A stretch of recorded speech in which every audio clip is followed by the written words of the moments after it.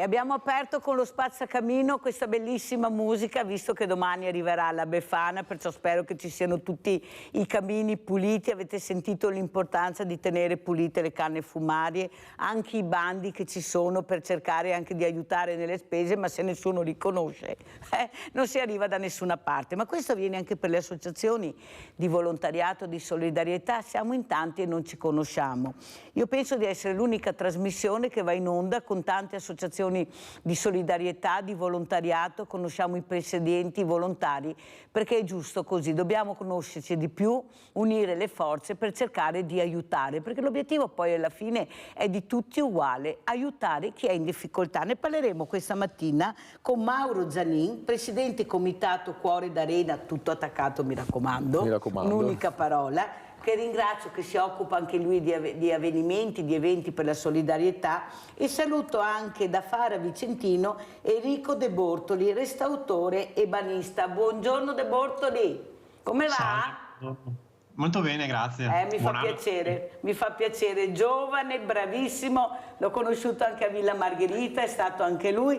Allora partiamo proprio da questo, ragazzi giovani, un po' diversamente giovane il presidente, ma insomma sempre giovani si parla, perché ecco, cercare di arrivare alle persone con eventi, ecco, coinvolgendoli. Prima si parlava con una persona che ho incontrato all'edicola, che diceva, sai Mirella, adesso finisce l'Epifania, la scopa via tutte le feste, porta via, e inizia il carnevale. Una volta il carnevale c'erano questi carri, anche brutti perché non era niente di speciale, però c'era tanta di quella gente, perché non c'era niente, non c'era nient'altro. E la gente proprio si muoveva in massa, perché era in allegria, ci si conosceva, si socializzava, si stava assieme, si staccava la spina. Adesso facciamo di tutto e di più, ma coinvolgere le persone è sempre più difficile, specialmente i giovani. Sentiamo cosa mi dice il presidente Mauro Zanin. Beh, in effetti anche noi siamo nati da questa esigenza, no? All'interno di un palazzetto, di cercare di mettere insieme le persone, le famiglie, e portarle a vedere un evento insieme, perché ci siamo accorti che molte volte c'erano i bambini da soli, gli atleti, oppure c'era un genitore, ma non c'era il nucleo familiare. Quindi il progetto è nato appunto per coinvolgere le famiglie fino dal 2008, perché vivendo all'interno di una società abbiamo, diciamo, un compito sociale, che è quello di vivere la società, vivere le persone e cercare di metterle insieme, perché come si diceva prima in ufficio, in bicicletta si corre veloci, ma in tandem si va meglio, si va ancora più veloci. Quindi noi cerchiamo la collaborazione e cerchiamo di unire le forze per un risultato maggiore. Allora sentiamo anche cosa mi dice Enrico De Bortoli, ecco, essere intrigati da questa passione. Tu sei bravissimo, vediamo anche le immagini di quello che crea Enrico De Bortoli, che veramente è un genio in questo. Ma la passione, come si fa ad avere una passione? Ecco, bisogna che qualcuno ti dia un gioco, che cerchi anche di stradarti in qualcosa, perché io sono convinta, Enrico, che non è vero che i giovani non hanno manualità, non hanno passione, è che forse non riusciamo a intrigarli, perché non conoscono, non ci conoscono, anche nel mondo del volontariato. Cosa dici, Enrico? Ma ne sono assolutamente sicuro. Ma nella mia esperienza io insegno e quindi vedo i giovani che vogliono imparare, quindi c'è una volontà ferma dei giovani per fare qualcosa di creativo, di nuovo. E vorrei anche dire, a proposito anche della manifestazione che a cui ho partecipato con te, anche l'importanza per gli artigiani incontrarsi con i giovani, con chi ha una sensibilità particolare, che sicuramente dà molto anche all'artigiano in sé, o chi ha a che fare con la creatività. Anche perché mi sembra che il tuo angolo, diciamo, di lavoro era veramente molto gettonato, erano curiosi, chiedevano, o sbaglio Enrico? Eravamo in tanti quel giorno, ma mi sembra che il tuo angolo era veramente gettonato. Sì, e ti ringrazio anche di avermi fatto partecipare a quell'avvenimento e ringrazio anche tutti i partecipanti.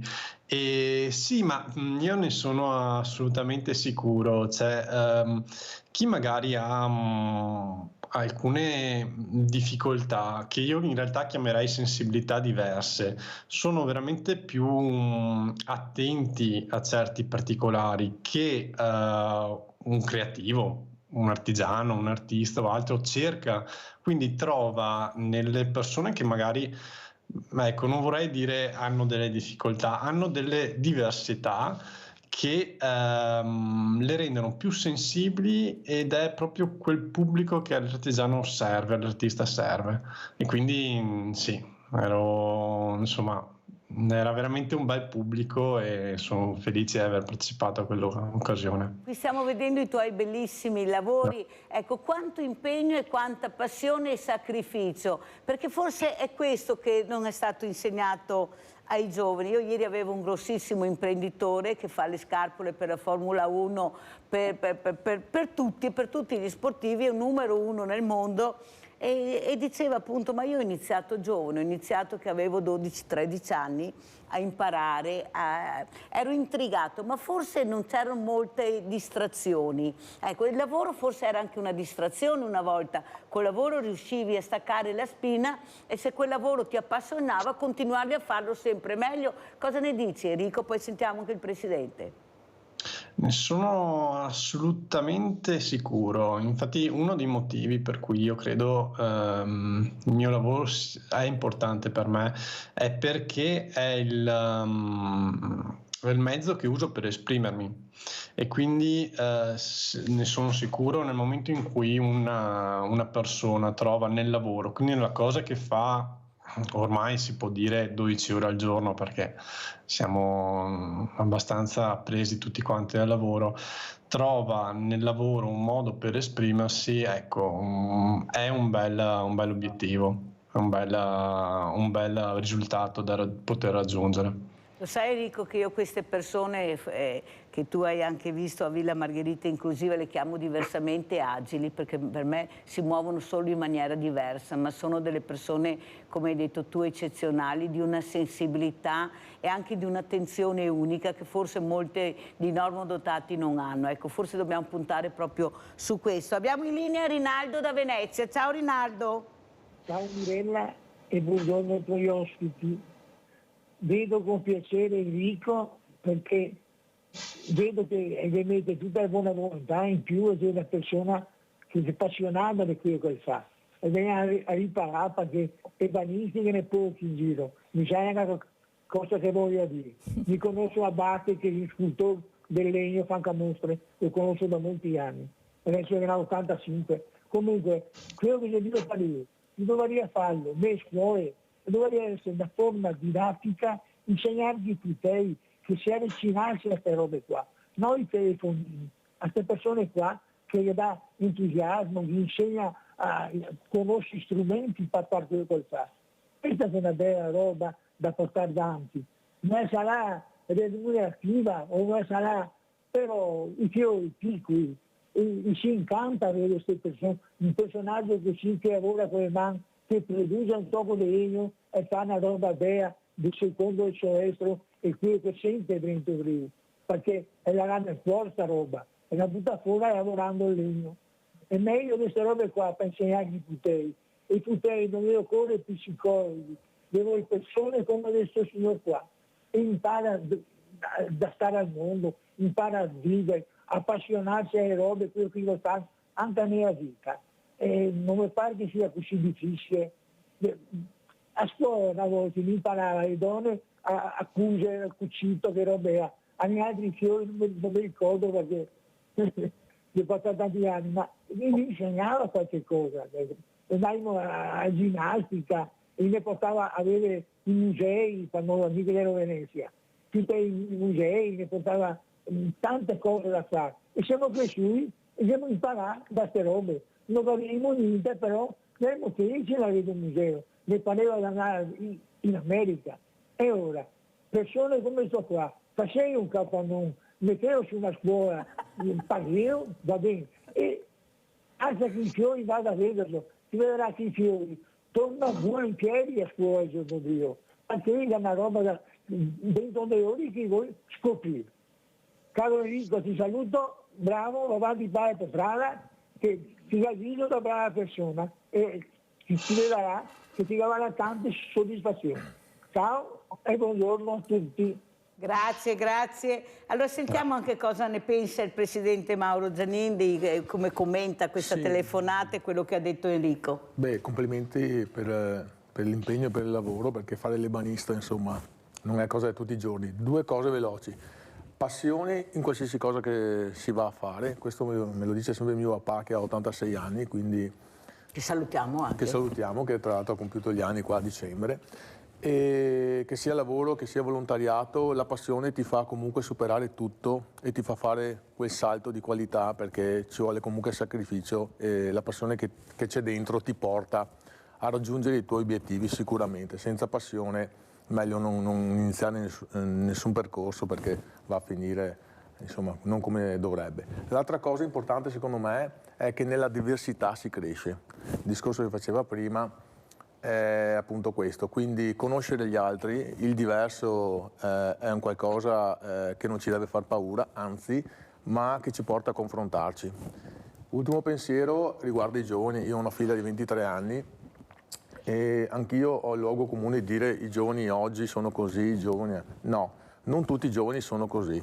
È che abbiamo un po' il difetto, passami il termine, di parlare dei giovani che magari e di certi atteggiamenti. Invece dobbiamo parlare delle cose belle, delle associazioni belle, delle attività positive e dei giovani positivi, perché ci sono dei giovani meravigliosi e quindi dobbiamo parlare di questi giovani, ovviamente non trascurando nemmeno gli altri, però dobbiamo portare alla luce i giovani che studiano, che si impegnano, che sono impegnati nel volontariato, che magari studiano e lavorano, che studiano e fanno altre attività. E l'ultima cosa, c'era ai tempi miei nelle scuole medie, c'erano i giochi della gioventù, quindi un ragazzo a 13 anni come fa a capire qual è il suo percorso di vita, il suo percorso lavorativo?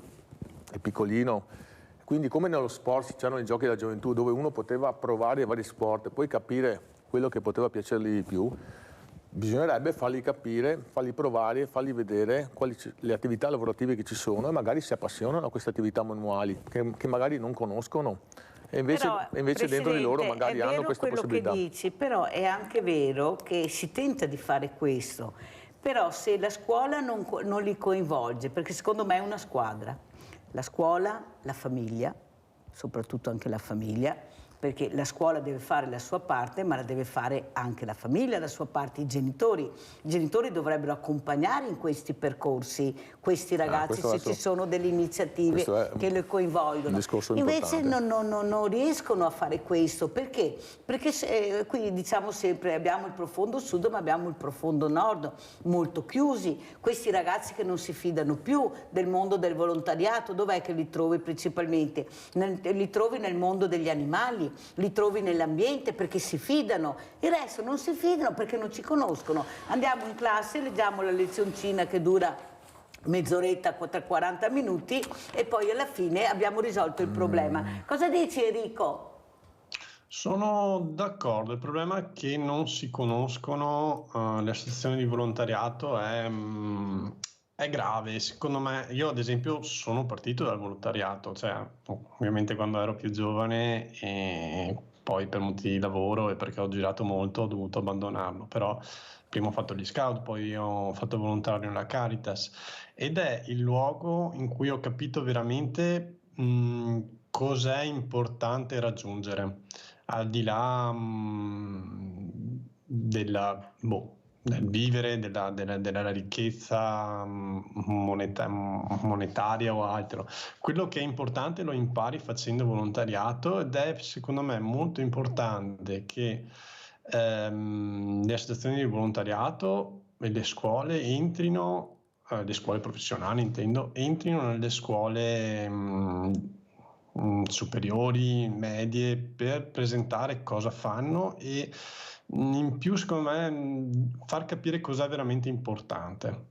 Ma non è che forse, Enrico, oltre ad andare nelle scuole bisogna portare i ragazzi a vedere, a toccare con mano, poi saranno loro che decideranno dove avvicinarsi di più, però bisogna intrigarli perché i ragazzi vogliono essere protagonisti, vogliono sbagliare, cadere, magari anche rialzarsi se qualcuno glielo lascia fare. Invece la lezioncina non li intrighiamo con la lezioncina perché non toccano, non vedono, non sentono. Invece partecipare con avvenimenti, quello che cercheremo di fare tutti assieme se andrà in porto questa cosa, sarà proprio quello di intrigarli, di farli diventare protagonisti. Questo è l'obiettivo che qualcuno non ha capito. Volontari Insieme, questa associazione importante che c'è, non fiscale ma quella che dovrebbe occuparsi di riuscire a mettere assieme le associazioni, dovrebbe fare questo, non mandarmi la cartolina, locandina della menopausa, ma chi se ne frega, l'ho detto anche ieri della locandina della menopausa, quella lasciala fare a quelli che si occupano di questo, perché è il nome stesso che dovrebbe dire Volontari Insieme, tutti insieme. Prego Presidente. Allora, dobbiamo sicuramente fare rete, ovvio che ognuno ha una parte da fare. Adesso io pensare, il discorso prima, sostituirmi, come si può dire, alla scuola non è possibile, bisogna che ognuno si prenda le sue responsabilità. Noi nel nostro piccolo, per esempio, cerchiamo come di contattare i nuovi volontari, li andiamo a cercare negli oratori, li andiamo a cercare tramite le società sportive, li cerchiamo anche all'interno di altre associazioni perché alle volte si innamorano anche di quello che facciamo e ci scambiamo anche di volontari. Ad esempio facciamo vedere cosa fate perché è giusto anche vedere quello che organizzate. Noi dal 2012 organizziamo in collaborazione con l'Imoco Volley Conegliano 3 eventi al Pala Verde di raccolta fondi di solidarietà per 3 associazioni ben conosciute del territorio. Da quest'anno abbiamo anche fatto questa borsetta edizione limitata, questo è il progetto che facciamo di solito a dicembre con la LILT a giocare in corsia, dove i volontari della LILT tramite una donazione si può sostenere i loro progetti, vendono diciamo, questo peluche e ogni anno ovviamente cambia. Poi nel mese di febbraio invece abbiamo un altro evento che è Un cuore per l'autismo, per la Fondazione Oltre il Labirinto di Treviso. Questi sono dei cuori fatti a mano, autografati dalle atlete, dalle pantere, e il pubblico poi può con una donazione acquistarli e quindi contribuire ai loro progetti di autonomia. L'ultimo progetto che di solito va in scena nel mese di marzo, perché il 21 di marzo è la giornata mondiale delle persone con sindrome di Down, è La Bontà Scende in Campo. Questo è un progetto in collaborazione con l'IPD Marca Trevigiana che si occupa di persone e ragazzi con sindrome di Down, e loro sono caratterizzati da questo biscotto che viene appunto venduto anch'esso al Pala Verde nei banchetti che vengono allestiti, ed è ovviamente La Bontà Scende in Campo perché insomma, questo biscotto è chiamato tra l'altro goloso ed è ben conosciuto dal pubblico. E sono 3 eventi che cercano di sostenere 3 realtà del territorio, coinvolgendo il mondo sportivo di alto livello, perché ovviamente l'Imoco Volley insomma, è una società a livello mondiale, e il mondo del volontariato. Allora guardiamo proprio questo video che ha portato il Presidente Zanin, Pantere, Cuore d'Arena, andiamo a vedere.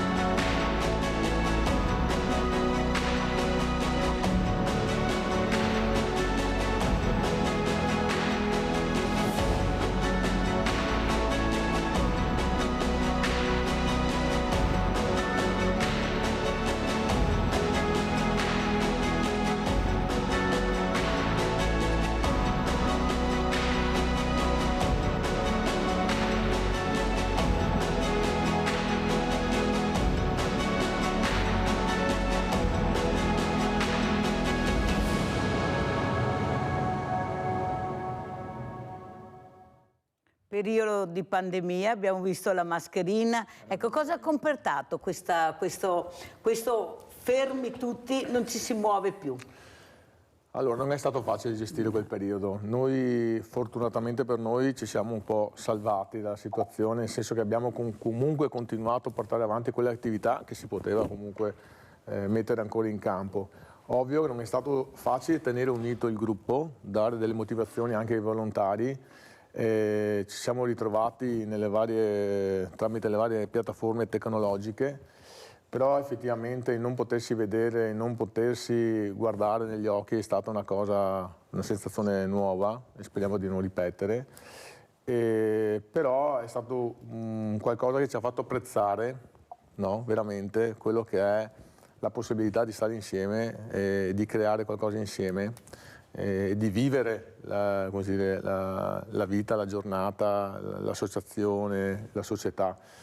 È un periodo difficile, a noi è andata bene, ripeto, perché comunque siamo riusciti a superare sì, questo periodo. Abbiamo ovviamente certi progetti, soprattutto quelli legati con la squadra di Serie A, non è stato possibile portarli avanti perché si giocava a porte chiuse tra l'altro in quel periodo.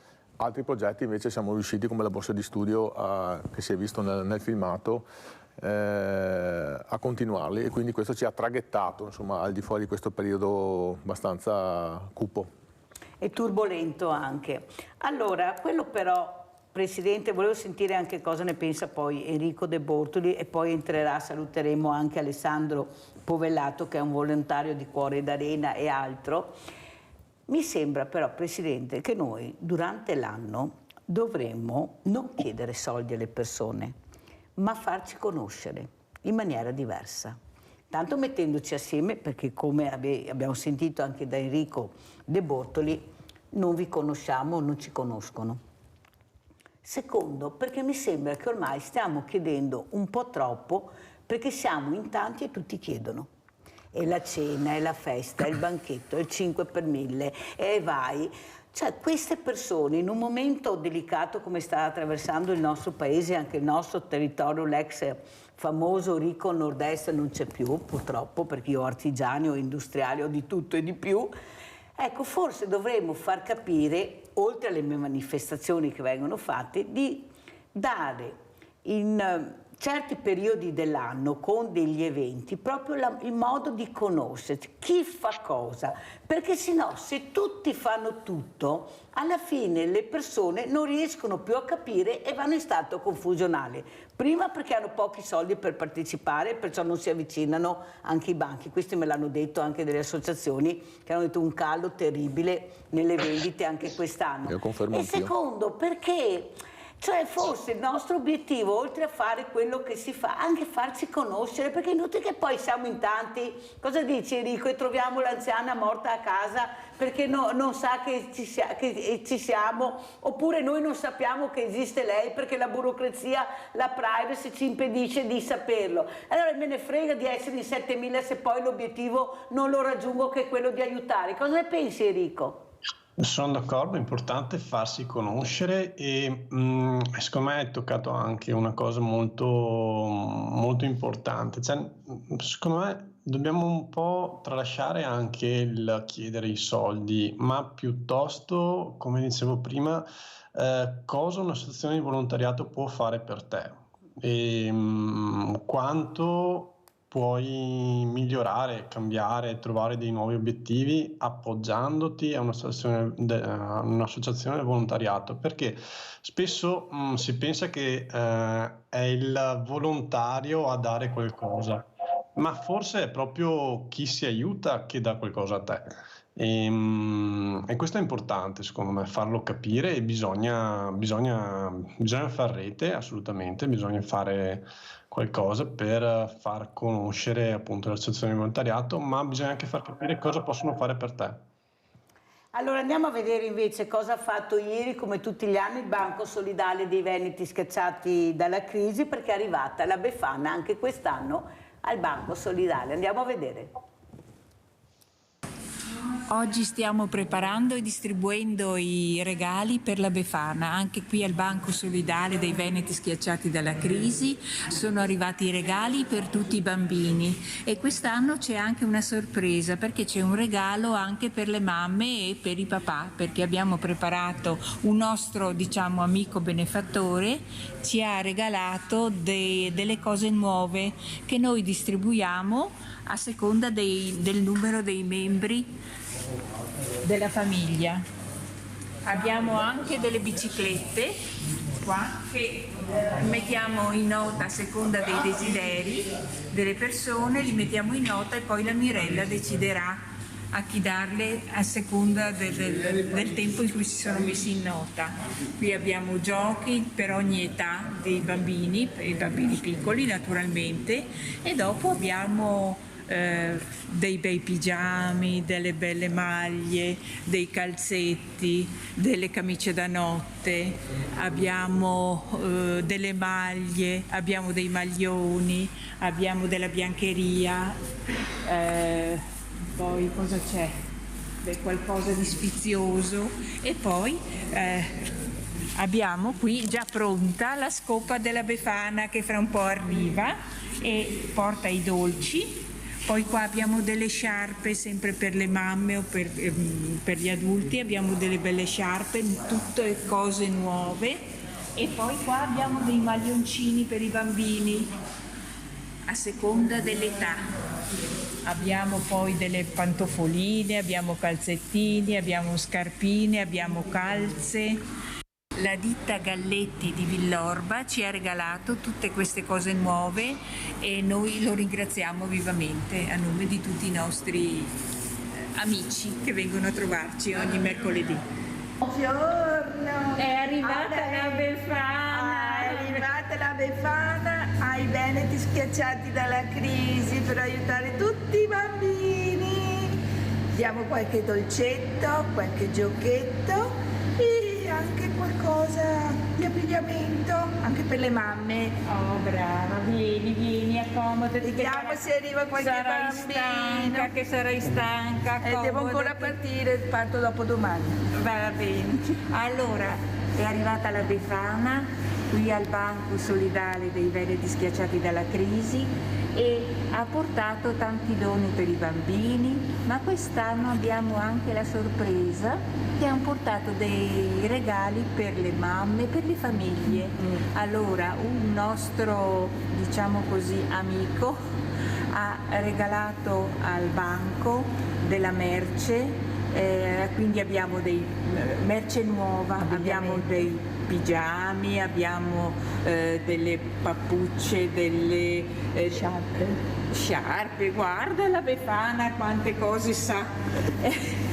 Abbiamo dei dolcetti, abbiamo dei maglioncini, abbiamo tante cose nuove per le famiglie che vengono a trovarci ogni settimana e abbiamo sia da donna sia da uomo e quindi con questo speriamo proprio di accontentare le tante persone che vengono sempre a trovarci. E iniziamo bene l'anno. Ecco, abbiamo anche delle biciclette che verranno distribuite a secondo un elenco che noi abbiamo e così un po' alla volta renderemo mobili anche le persone che sono contente di avere anche una bicicletta. Qui abbiamo i giochi, i bambini saranno contenti. Io devo ringraziare tanto quello personale che lavora qui, probabilmente.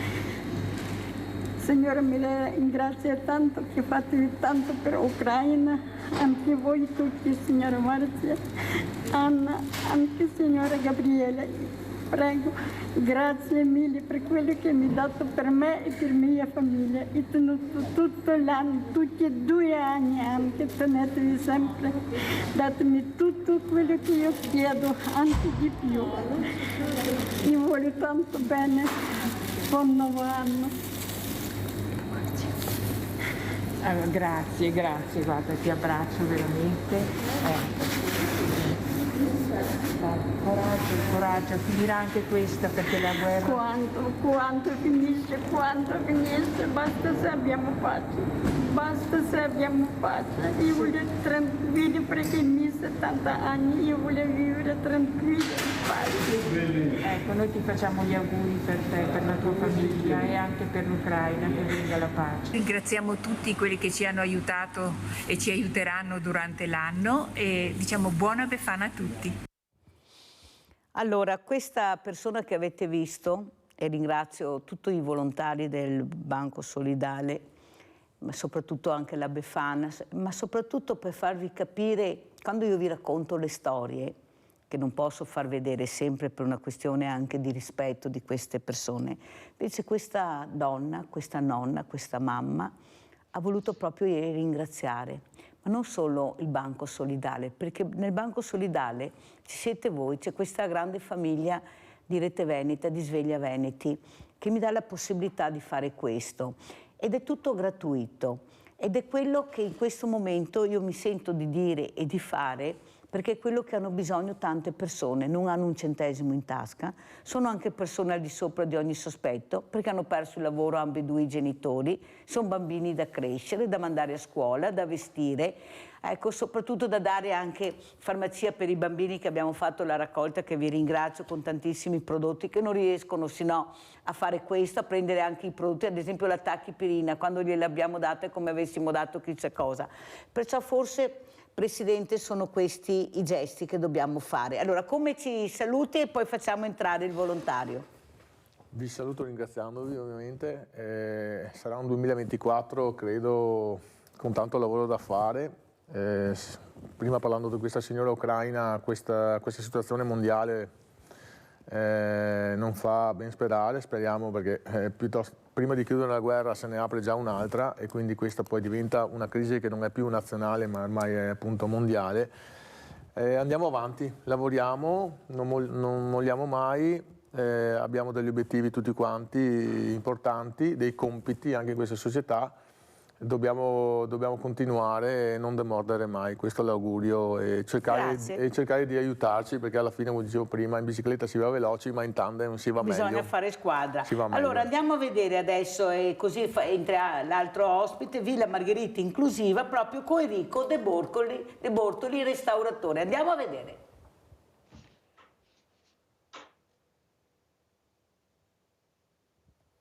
Allora, sono Enrico De Bortoli, sono un restauratore e decoratore del legno e sono qui oggi e mostro un po' del mio campionario decorativo, delle mie decorazioni, in particolare uso la tecnica tarsia e tutto questo nasce dal mio lavoro vero, o almeno quello un po' più principale, che è quello del restauro, in cui ho imparato, restaurando mobili, il secrétaire, in particolare a Venezia, a inserire all'interno dei mobili decorazioni di tarsia, meccanismi segreti, un po' come questo,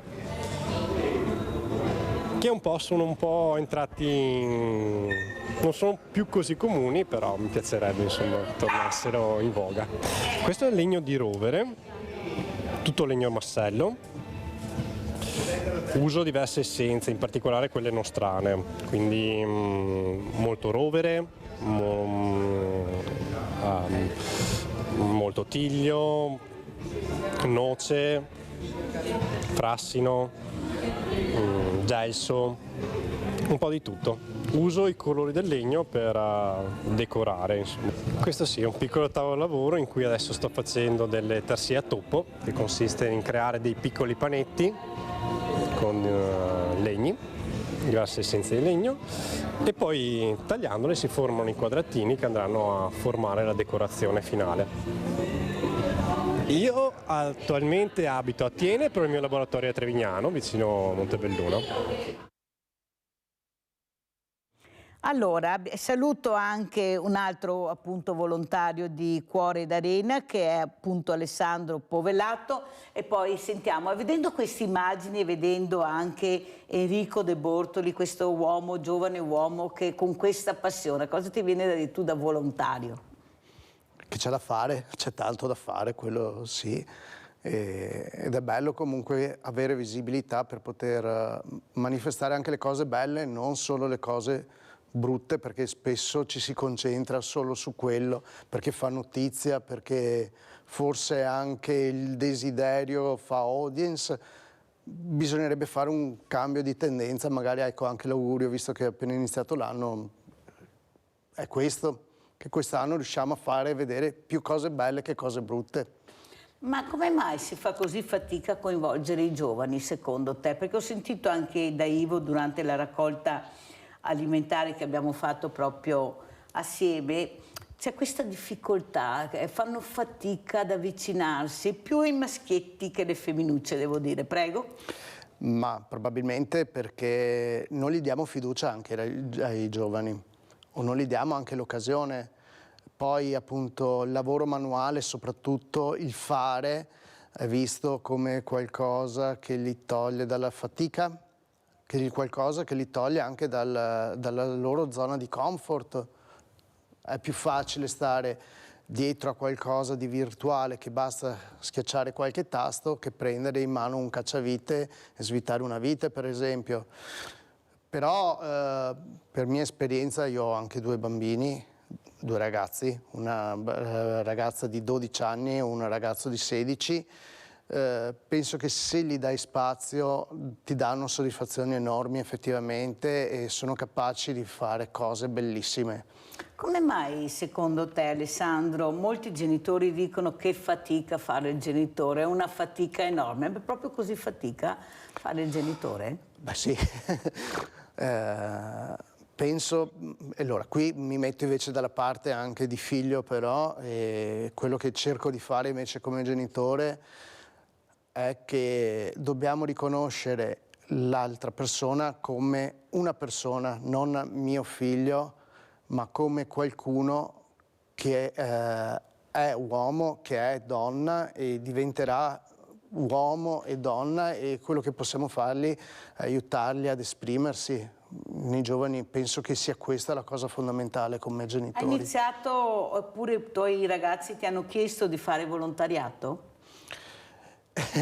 No, loro abbiamo, grazie anche appunto a Cuore d'Arena, a Mauro, altro, loro sono cresciuti dentro l'associazione e ogni evento che abbiamo fatto è stata un'occasione di testimonianza da parte nostra di fare, perché insieme, una cosa che dice sempre Paola e io, è un mio mantra, insieme si fa ed è vero, insieme abbiamo fatto tanti belli eventi, abbiamo portato a casa tanti sorrisi, che è la vera soddisfazione che abbiamo, e riguardo i ragazzi hanno avuto modo di fare, di essere protagonisti, di provare. Mi viene in mente anche un 2 giugno, la festa alla Fiera del Pago, dove c'era anche Nadia Balla, che è una nazionale di pallavolo paraolimpica, dove hanno provato anche il sitting volley, quindi una disciplina dove tutti normodotati, diversamente agili, hanno la possibilità di giocare allo stesso piano, ed è un modo per far provare anche ai ragazzi queste cose. E se provi, ti appassioni, esci da quella zona di comfort, da quella stanchezza, fatica. Anche perché io sono dell'idea che anche i centri estivi dovrebbero essere gestiti dai ragazzi. Ecco, dovrebbero essere loro a gestire, naturalmente in sicurezza, anche con persone valide, non dico di no, però dobbiamo intrigarli di più e responsabilizzarli di più, se no non si va da nessuna parte. Cosa ne pensi, Enrico? Sono d'accordo. Intanto volevo fare anche i complimenti comunque all'associazione Cuore d'Arena. Tra l'altro già conoscevo perché sono tifosissimo dell'Imoco e quindi... vedi? E quindi ci sta, e secondo me loro hanno trovato una via giusta, cioè usare lo sport per attrarre i giovani, perché effettivamente i giovani hanno bisogno di idoli buoni e nello sport ci sono, soprattutto negli sport minori come la pallavolo, secondo me c'è tanto da fare e da seguire appunto.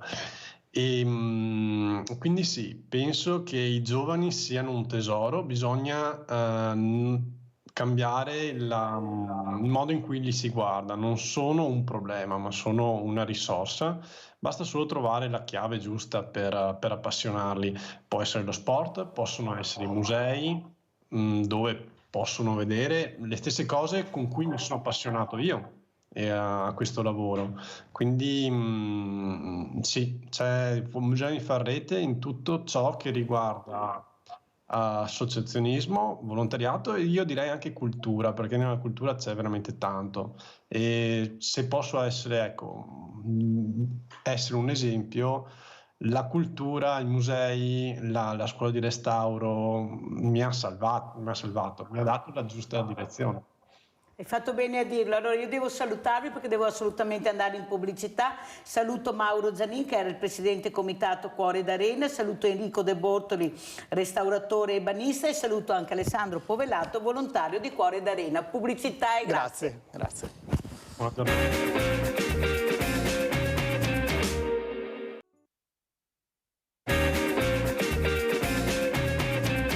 Presento subito altri due graditissimi ospiti. Abbiamo in presenza Davide Acampora, consigliere comunale Treviso, Fratelli d'Italia. Grazie Acampora di essere qui. Grazie per l'invito. Saluto anche il professor Angelo Paolo Dei Tossa, direttore del Dipartimento di Diagnostica Integrata all'Azienda Ospedaliera Università di Padova, preside della Facoltà di Medicina. Buongiorno professore, grazie anche a lei di essere qui. Parleremo di giovani, parleremo di salute, di malattie. Ci spieghi qualcosa? Perché c'è una confusione, per fortuna che venite in trasmissione e spiegate bene il ruolo importante che svolgete. Allora inizierei proprio da lei, professor Dei Tossa. Allora, anatomo-patologo, noi siamo curiosi perché adesso sentiamo questo caso che ha coinvolto un po' tutta l'Italia, di questa persona a Trieste che non si sa se è suicidio, se è omicidio. Adesso viene riesumata la salma per vedere un'altra volta tramite l'esame che verrà fatto cosa si potrà scoprire. Ma dopo tutto questo tempo, professore, si può vedere, ci spieghi qualcosa, perché gli addetti ai lavori sanno, ma noi a casa facciamo fatica a dire Madonna, ma dopo tutto sto tempo cosa succede? La tecnologia, la scienza, la ricerca, ecco, perché hanno fatto passi da gigante. Prego, professor Dei Tossa. Beh, intanto buongiorno a lei Mirella, grazie dell'invito, anche naturalmente buon anno e buon anno anche ai suoi telespettatori. Ma innanzitutto va chiarito una cosa, cioè l'anatomia patologica si occupa oggi più di persone vive attraverso la diagnostica delle varie malattie che possono colpirli. Se vuole, il tema in questione rispetto al caso che lei ha sollevato riguarda naturalmente la medicina legale. In realtà nel mio dipartimento insiste anche la medicina legale e comunque certamente gli anatomopatologi sanno fare anche quelli che noi chiamiamo autopsie o riscontri diagnostici. Ora è evidente che queste indagini condotte in tempi molto successivi rispetto alla morte hanno dei limiti. Tuttavia esistono numerose tecnologie che ci consentono in qualche modo di stimare la data del decesso e potenzialmente cercare di capire se quel decesso è avvenuto per cause naturali oppure se è stato determinato in qualche modo da un intervento esterno, quindi lesioni sul cadavere oppure sostanze tossiche che possono anche essere rilevate a distanza di mesi. E naturalmente, ripeto, l'accuratezza di queste procedure patiscono ovviamente del tempo che è trascorso tra il decesso e l'esecuzione degli esami. Molto chiaro, professore, la ringrazio, perché noi abbiamo diritto anche di sapere e di capire, perché a livello tecnico è difficile, però come spiegate voi bene, perché sapete a che pubblico vi rivolgete, è facile per noi anche capire qualcosa in più. Ci sono situazioni, ci sono esami ed esami e il tempo è molto importante. Allora, a Campora la situazione però politica è quella che vede anche una sanità che è un po' anche qua nel nostro ex ricco nord-est, dove la sanità era un fiore all'occhiello, che sta perdendo dei colpi, specialmente con questa sanità privata e sanità pubblica. Lei, oltre a essere consigliere di un partito importante, è anche un uomo, un marito, un papà. Questi anziani, questi diversamente giovani, come li chiamo io, che hanno tante patologie ma pochi soldi in tasca e fanno fatica veramente a curarsi. Io ho visto ieri col Banco Solidale aperto cosa vuol dire. Ecco, la politica dovrebbe porre l'attenzione più a questi temi, i servizi alla persona che mancano, sono pochi, non ce la fanno. Prego, consigliere. Beh, certo, Mirella, lei ha fatto un'analisi molto chiara della situazione. Comunque sono convinto innanzitutto che la sanità in Veneto comunque sia eccellente rispetto a tante altre realtà d'Italia, quindi voglio dire, ovvio che dopo noi puntiamo alla luna per avere la montagna e quindi non mi sento di dire, insomma, che siamo in una situazione così disastrosa. Tuttavia scopriamo giorno dopo giorno delle carenze, per esempio quando uno va o al pronto soccorso che ci mette 8-9 ore per poter entrare, piuttosto che prenotare una visita oncologica che fa ora morire, si dice, no? Purtroppo, e quindi dopo è costretto ad andare nella sanità privata. La politica, come dice lei, ha il compito proprio di andare a migliorare queste cose. Non è possibile che un anziano o un bambino o chiunque abbia bisogno di cure più stringenti debba aspettare liste d'attesa di mesi per poter, diciamo, rischiare di non lasciarci la pelle. Quindi io spero che adesso l'impegno, adesso la politica si sta concentrando e si sta già preparando per le prossime elezioni regionali, dove la sanità sarà un caposaldo proprio per la nuova presidenza. Anche le europee si sta preparando. Sì, le europee, però più la sanità la volevo legare più al discorso, mancano 2 anni, però diciamo i motori si sono già accesi e il tema della sanità, se le guarda anche le manovre di chi adesso sta cercando un po' di avere la leadership, no? Per poter posizionarsi eventualmente in una presidenza, la sanità ha una fetta importantissima nel futuro governo regionale e nella campagna elettorale, quindi sì, è sicuramente da migliorare in tutti i modi. Abbiamo Livio da Padova. Ciao Livio, ben arrivato. Bene, grazie, ciao Mirella. Saluto i tuoi ospiti, chiedo loro scusa se adesso affronto un argomento che è un po' diverso dal tema, ma comunque ci tenevo a dirtelo, ecco, perché io con te, sai, ho sempre un dialogo, un colloquio.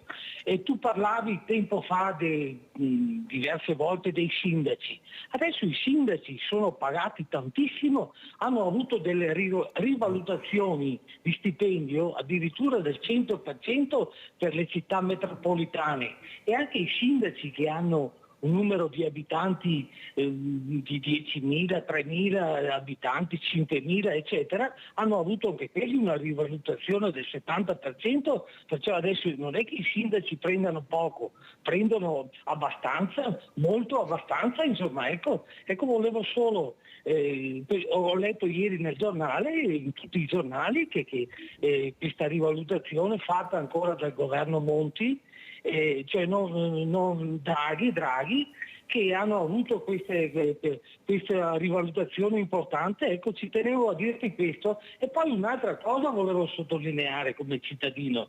Hanno dato 80 euro ogni 2 mesi per le famiglie che non superano un reddito di 5.000, 10.000 euro, e 80 euro in 2 mesi, che cosa comprano? Che cosa compra un cittadino che ha bisogno? Non riesce neanche a prendersi un paio di scarpe? Ecco, queste cose mi fanno veramente mi fanno schifo, perché non dovrebbero esistere, insomma. Ecco, grazie e saluto i tuoi ospiti. Guarda Livio, se il male fosse lo stipendio del sindaco che è aumentato, direi di no, perché forse sono quelli che prendono meno di tutti i politici nel territorio, certo. Sono quelli in prima linea, dove ovviamente con una coperta cortissima che hanno, avete visto anche i fondi del PNRR, sembrava che arrivasse chissà cosa, invece non è arrivato quello che si pensava. Non è il male è di una politica, e qua lo dico a Davide Campora, che deve tagliare i rami secchi, che deve essere come un buon padre di famiglia, certo. Quello che non funziona deve essere tagliato. Questo paese non può vivere di parassiti e non pagare quelli che veramente lavorano a Campora, bisogna che rivediate tutto, perché così non si può andare avanti. È una classe dirigente che deve rinnovarsi e deve lasciare spazio ai giovani, soprattutto Mirella. Lo vedo anche per esempio col sottoscritto. Cioè io faccio politica ormai da 20 anni, sono in consiglio comunale, però comunque ci sono grosse difficoltà anche per emergere. Okay? È vero che poi dobbiamo anche considerare gli aspetti dell'elettorato, il trovarsi al posto giusto al momento giusto, però poi anche quando vai a leggere per esempio le liste della Camera dei Deputati a collegio bloccato, è sempre quei. Quindi io vorrei vedere un giovane sui 30, ma queste 40 sono le segreterie, perché tutti devono cambiare la legge elettorale, dicono di sì ma non la cambia nessuno perché perdono il potere. Purtroppo allora, chi controlla i controllori è sempre quello il quesito. Sì, ma no? Bisogna anche cambiare perché la gente è stanca, basta vedere che non va più a votare e questo dovrebbe far riflettere anche il politico di turno. Professore, com'è la situazione a livello sanitario? Lei che ha la storia in mano, perché diciamo ha vissuto i momenti felici, adesso è un momento particolare dove queste persone veramente, specialmente i diversamente giovani, hanno molte difficoltà, ma voi stessi operare con delle ore incredibili, perché veramente siete una famiglia quando operate, non è il professore solo, c'è una squadra assieme, se la squadra è serena lavora bene, ma se la squadra è stressata non ce n'è per nessuno. Cosa dice professor De Tos? Ma guardi, io ormai ho perso un po' la pazienza nel dover ripetere, ma non con lei Mirella, così i giornali, quali sono i temi oggi che affliggono anche una sanità, sono d'accordo con la Campora, che rimane eccellente, quale quella veneta. Le difficoltà sono un po' ormai chiare. Da un lato c'è un tema di difficoltà legato alla scarsa attrattività delle professioni sanitarie in generale, non solo quella del medico. Questo è ovviamente legato al tema delle retribuzioni, che sono probabilmente, anzi certamente insufficienti rispetto alla media europea e insufficienti rispetto a quelle che sono le responsabilità che vengono in conto. Questo è particolarmente vero per il personale infermieristico, per il personale tecnico, di tutto il mondo delle professioni sanitarie. Questo è un primo elemento. E chiaramente questo si collega al finanziamento del Fondo Sanitario regionale, che è poi figlio di quanto i governi possono, in condizioni oggettivamente difficili, destinare alla sanità. Con modelli regionali molto diversi. Ecco, ricordo che lei ha citato il tema del privato. Il tema del privato in Regione Veneto è sottodimensionato rispetto per esempio al modello lombardo, laddove il modello di fatto privato si limita a prestazioni importanti, ma che non sono prestazioni ad alto costo o ad alta intensità. Cosa significa? Significa che nessun privato in questo momento in Veneto farà un trapianto cardiaco, un trapianto di fegato, un trapianto di polmone, ecco. Mentre ci si occuperanno di tutta una serie di prestazioni, contribuendo certamente alla riduzione delle liste d'attesa che è in riduzione. Quindi c'è un tema economico che questo Paese deve affrontare, vanno fatte delle scelte. Queste chiaramente non sono scelte che possiamo fare noi tecnici, sono scelte che deve fare la politica. Ora, io mi rendo perfettamente conto da tecnico di qual è la difficoltà economica che qualunque governo, non è una questione guardi di colore politico, affronta in termini di mantenimento dei saldi di bilancio. Però tenete conto che di fatto l'incremento di finanziamento che oggettivamente questo governo ha concesso alla sanità italiana di fatto viene divorato da inflazione e dall'aumento dei costi. Se io oggi costruisco un ospedale rispetto a un anno e mezzo fa avrò un incremento dei costi del 30%, lo sappiamo, legato al tema molto dibattuto e molto controverso dell'introduzione del famoso 110%, il quale ha di fatto in qualche modo disintegrato il mercato immobiliare, che poi finisce, di costruzioni, che finisce naturalmente anche per abbattersi su quelli che sono i costi della sanità pubblica. Immaginate che da un anno, 2 anni, da anni stiamo lavorando al nuovo ospedale di Padova, Padova Est. Tu dalla sera alla mattina scopri che i denari di cui avevi bisogno non sono più sufficienti per garantire quel grande progetto, e questo genera difficoltà. Quindi noi abbiamo un quadro generale in cui ci sono pochi professionisti attratti dal mondo della sanità pubblica, costi che sono in incremento e che non sono in qualche modo compensati dall'aumento di finanziamenti, e questo genera, se volete, questa valle di lacrime che in questo momento abbiamo di fronte. Sì. Allora, molto chiaro professore, devo assolutamente andare in pubblicità, anche se so che c'è Marisa da Vedelago in linea. Marisa, tieni duro, ma devo andare assolutamente in pubblicità.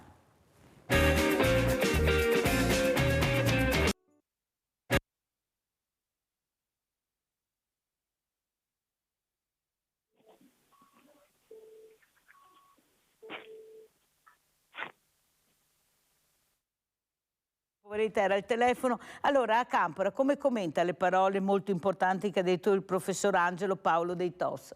Allora, intanto gli faccio i complimenti perché ha fatto un'analisi chiara a 360 gradi di quello che sta accadendo. Lui parlava di aumento di costi, soprattutto delle strutture che adesso sono in costruzione.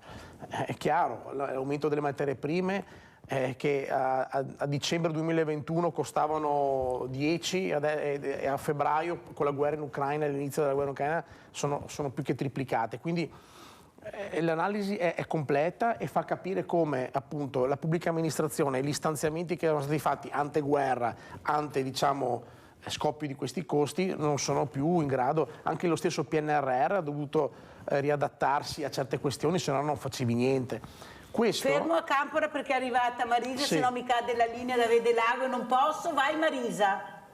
Ciao Mirella, Ciao. Buongiorno anche ai tuoi ospiti e auguri. Scusami se ti ho fatto attendere, ma c'è stato un problema. Vai. Ho capito, grazie. Allora Mirella, io volevo ringraziare tutta la sanità dell'ospedale di Montebelluna di Castelfranco, perché ho avuto bisogno per i miei familiari ultimamente. Ho trovato veramente persone squisite, affabili, guarda, nell'emergenza sono pronti. Io posso solo che ringraziarli veramente, ma lo dico pubblicamente. C'è persone veramente di cuore che ti seguono, che non ti lasciano lì. Guarda, io volevo proprio dire questo, veramente. Sappiamo che ci sono anche tantissimi ammalati in Mirella, tanti, per cui anche loro sono in difficoltà, però se li chiami e c'è l'urgenza, io ho trovato persone disponibilissime e subito pronte. Guarda, io posso ringraziare tutti, ecco, volevo dire questo e augurare un buon anno a tutti, veramente, che sia un anno di salute soprattutto. Grazie cara Marisa, fa bene anche al cuore di questi professori, di questi medici, di queste squadre che ce la stanno mettendo tutta per metterci a nostro agio, tanto è vero che durante la pandemia erano la nostra seconda famiglia, certo, perché era ricoverato in ospedale, dobbiamo solo che ringraziare. Prego a Campora che terminiamo il discorso. Stavo dicendo, intanto grazie anche alla signora che ha dipinto quanto è vero, cioè il fatto che poi anche la sanità è fatta da persone e le persone hanno un'umanità e hanno comunque, quindi con tutte le difficoltà che ci sono, noi dobbiamo veramente fare un monumento in ogni città a questi angeli, perché sono loro che poi anche con le difficoltà danno il massimo nel proprio lavoro. Per tornare al discorso di prima, volevo concludere dicendo che come la problematica del caro materia prima, che dopo comporta tutte le difficoltà che il professore giustamente ha elencato, c'è anche un discorso di ricaduta sulle famiglie, perché anche i mutui, Mirella, cioè se passai da praticamente uno che pagava una famiglia da 700 euro e con l'alzamento dei tassi paga 1000, 1100, 1200, questo ha creato veramente uno scompiglio su tutta una fascia, diciamo, di cittadini che si sono trovati dall'oggi al domani impoveriti. Quindi ne deriva anche il fatto di tutte le difficoltà del sociale. Noi in comune abbiamo una marea di sfratti in essere che il Tribunale ci ha annunciato, e quindi dobbiamo far fronte anche a un'emergenza abitativa dovuta a queste cose qui, dovuta al caro carrello della spesa, per esempio. Uno va a fare la spesa, quindi la crisi è generalizzata, è totale. La politica ha il dovere di poter porre rimedio sia per quanto riguarda la sanità ma anche la vita quotidiana. Si potrebbero fare 1000 discorsi anche di quello che sta accadendo a Treviso in questi giorni, dell'immigrato che è morto, piuttosto che di freddo, piuttosto che quella situazione a Santa Maria del Sile, del prete, del parroco, tutto quanto. Che ha aperto la chiesa e ha messo i letti in chiesa. Quindi diciamo che è tutta una situazione che va gestita e noi comunque col sindaco Mario Conte siamo sempre presenti, siamo molto attenti al sociale e a tutto quello che accade. Ovvio che dopo abbiamo bisogno anche di aiuto dallo Stato. Sì, però vede a Campora c'è un problema grande che forse la politica, non lo dico a lei naturalmente, parlo in generale anche a quelli che sono venuti prima, tanto è vero che abbiamo quasi 70 governi. Il problema è che Marisa è stata molto chiaro. Marisa non ha detto avevo il letto d'oro, avevo il termometro d'argento. Marisa ha detto ho avuto una famiglia vicina, competente e brava. Allora io dico sempre, qua lo dico anche al professor Dei Toschi, a me non me ne può fregare di meno di avere il letto d'oro o la struttura eccezionale. A me interessa avere un bravo medico, un bravo chirurgo, una squadra di infermieri non stressati e preparati. Questo io ho bisogno, ma chi se ne frega della grande struttura se poi c'è il vuoto dentro? Capisce a Campora che questi fondi del PNRR non dovrebbero essere stati anche colate di cemento, ma servizi alla persona? È questo che faccio fatica a capire. Io non posso sentire ieri che ho avuto questa donna, questa mamma di 2 bambini, che uno è diventato anche il fiere della Repubblica da Mattarella, che ha il marito con l'Alzheimer a 40 anni ed è ricoverato in un centro per anziani, vuol dire una casa di riposo, dove questa donna paga una cifra astronomica, è solo lei che lavora e nessuno la supporta. Ma assolutamente... Non lo accetto a Campora, non lo accetto. Questi bambini di 10-12 anni che vanno a trovare il loro papà ancora giovane in una casa di riposo perché non abbiamo strutture, non abbiamo personale adeguato, perché ci vuole anche persone adeguate. Cosa dice, professore? Ma io dico, Mirella, che lei tocca il tema cruciale, perché lei ha detto 2 cose indirettamente. Allora, la sanità di oggi in qualche modo sta sviluppandosi molto dal punto di vista tecnologico, quindi acquisiamo nuove strumentazioni, facciamo cose straordinarie, ci occupiamo di tecnologie che vanno dalla informatica all'intelligenza artificiale. Dopodiché, e questo va bene perché migliora la qualità degli interventi chirurgici, eccetera. Dopodiché ci dimentichiamo però che noi siamo in un'evoluzione demografica che porta nei prossimi 20 anni ad aumentare in modo strepitoso quella che è la soglia degli anziani e degli anziani fragili. E allora il tema che lei ha sollevato del servizio alla persona diventa l'elemento cruciale. Noi siamo una popolazione in invecchiamento, anche una popolazione in riduzione. Tenete conto che la denatalità, che è uno dei temi, porterà a una riduzione del 2050 circa 10 milioni di abitanti in questo paese, perché nemmeno poi le popolazioni che giungono dall'estero, una volta stabilizzati nel nostro paese, mantengono quel livello di natalità che è tipico dei paesi in via di sviluppo. Quindi noi dobbiamo attrezzarci nel futuro a garantire servizi a una popolazione anziana, fragile, che avrà bisogno forse anche della tecnologia, ma sicuramente di tutta una serie di attenzioni che sono attenzioni sociali, umane, di supporto, di attenzione. Il caso che lei cita dell'Alzheimer è un esempio emblematico, ma pensate a tutte le disabilità. Ora, in una regione come la nostra, che credo abbia livelli di assistenza elevati, anche se pensa molto al sociale, è un pensiero che dobbiamo avere costantemente, cioè capire che gli investimenti andranno fatti proprio nella direzione dei servizi alle persone. A Campora?